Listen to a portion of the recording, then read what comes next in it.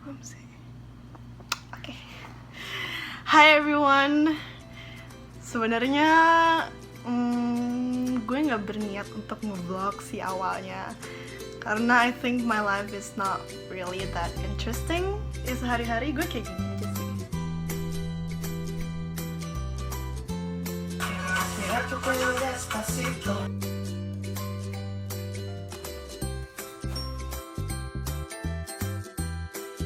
And one of the reasons why I want to vlog itu karena one of my New Year's resolution is to get out of my comfort zone by doing something that I don't like.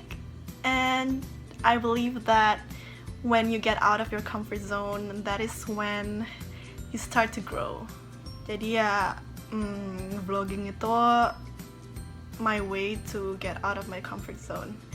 Salah satu alasan lain kenapa gue pengen nge-vlog itu karena gue nyadar kalau kuliah di luar negeri itu suatu privilege. Jadi gue pengen aja berbagi wawasan mengenai keseharian gue di sini. Jadi bukan bermaksud untuk pamer. Tujuan gue sih pengen bikin orang Indonesia lebih open-minded aja sih. Gue pengen nge-show a glimpse of Vancouver to Indonesia. Jadi gue bakal usahain banget nge-vlog pakai bahasa Indonesia.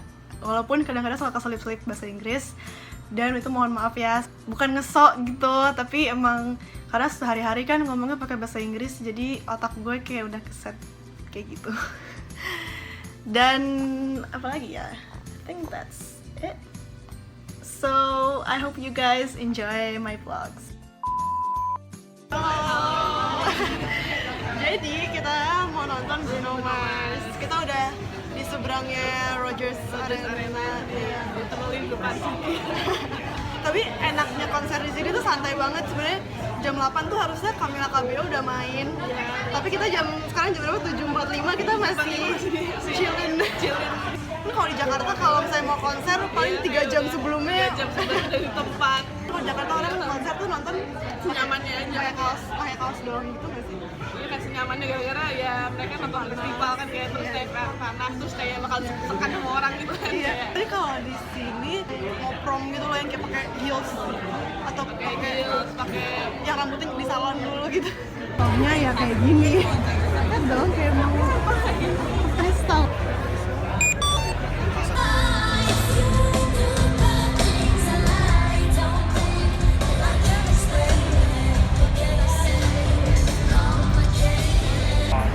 Kita baru selesai nonton Camila Cabello ya opening act-nya, dan kita tadi masuk ke sini tuh jam 8 lewat 5 dan ternyata Camila Cabello sudah main.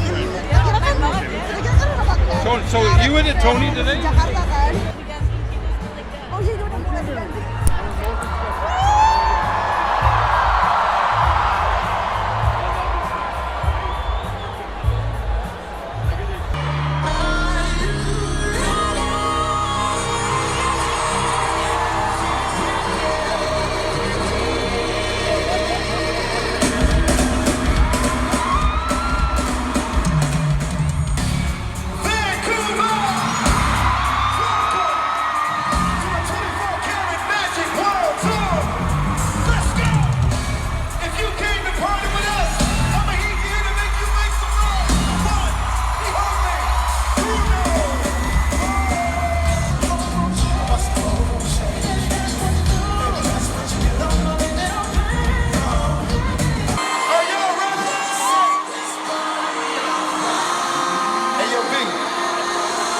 Talk to the people.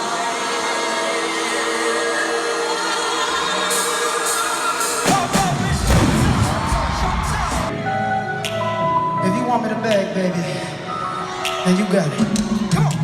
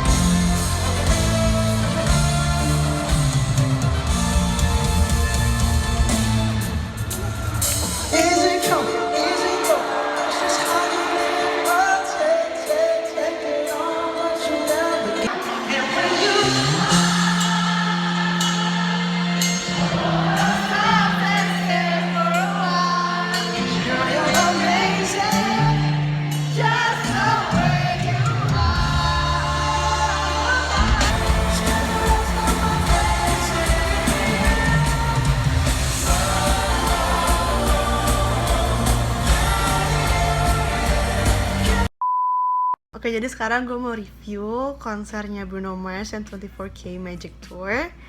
Dan menurut gue tuh konser Bruno Mars yang tadi itu konser terkeren yang pernah gue tonton. Dan sebenarnya gue udah nonton 10 konser kayaknya ya, seingat gue sih gitu. Dan Bruno Mars tuh yang pertama terkeren, dan Justin Bieber Purpose Tour itu kedua terkeren. Maaf sih Justin. Well, mereka sama-sama balance sih between their vocals, their choreography, and their music. Tapi kalau Bruno tuh bikin cerita sendiri gitu loh, based on his songs.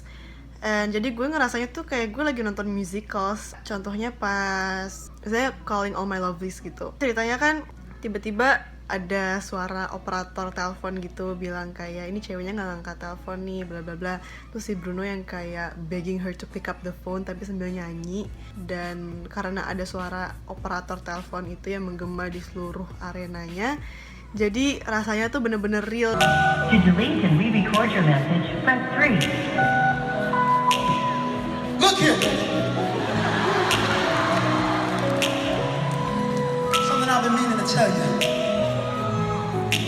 Something I think you should know. Fellas, come on. I'd rather be with you, yeah. Yeah, I'd rather be with you.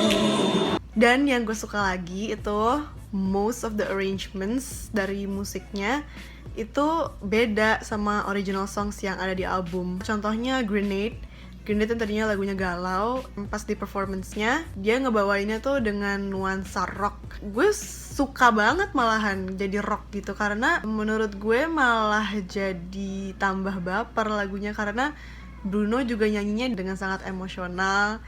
Jadi feel-nya makin dapet, dan dia juga ada gitar solonya, terus di panggungnya ada api-apinya segala macam.